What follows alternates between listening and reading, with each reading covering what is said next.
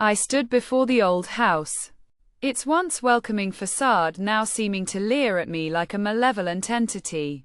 The trees surrounding it appeared to have grown twisted and gnarled, their branches like skeletal fingers reaching out to snatch me back. I hadn't set foot in this place for 20 years.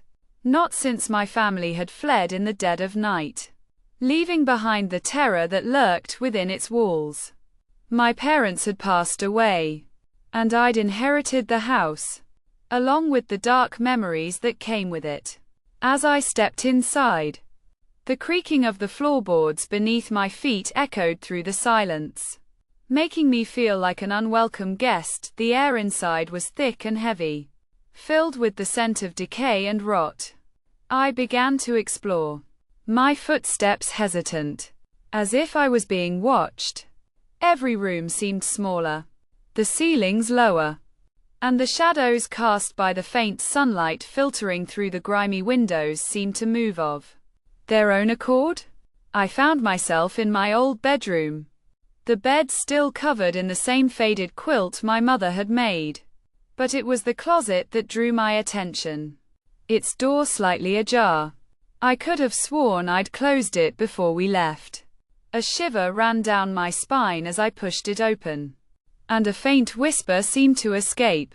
A soft, childlike voice whispering, "Welcome home." I spun around, but there was no one there. The whisper seemed to come from all around me, echoing off the walls. I tried to shake off the feeling of unease, telling myself it was just the wind or my imagination. But as I delved deeper into the house, I began to uncover signs of recent occupation. A cup in the kitchen with a ring of lipstick on the rim. A book on the living room floor with a bookmark placed between its pages. It was then that I stumbled upon the Polaroid photographs.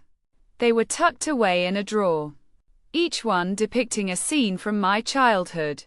There I was, playing in the backyard, riding my bike down the street, and standing in this very house, smiling and carefree.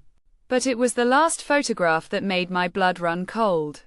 It showed me standing in front of the house, my eyes black as coal, and my smile twisted into a grotesque grin. I had no memory of it being taken, and the date stamped on the back was from just a week ago.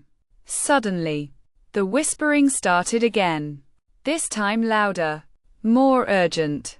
I felt a presence behind me and turned to see a figure standing in the doorway.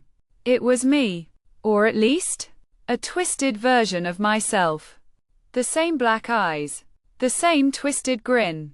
It started to move towards me, and I tried to run, but my feet felt rooted to the spot. The last thing I remember is the feeling of my own hand reaching out and taking mine, pulling me back into the darkness. Back home. When they found me, I was curled up in the closet, the Polaroid clutched in my hand, and the whispering had stopped. They say I've been catatonic ever since, unable to speak or move. But sometimes, when the lights are low, and the shadows are long, I whisper a single phrase, "I'm home."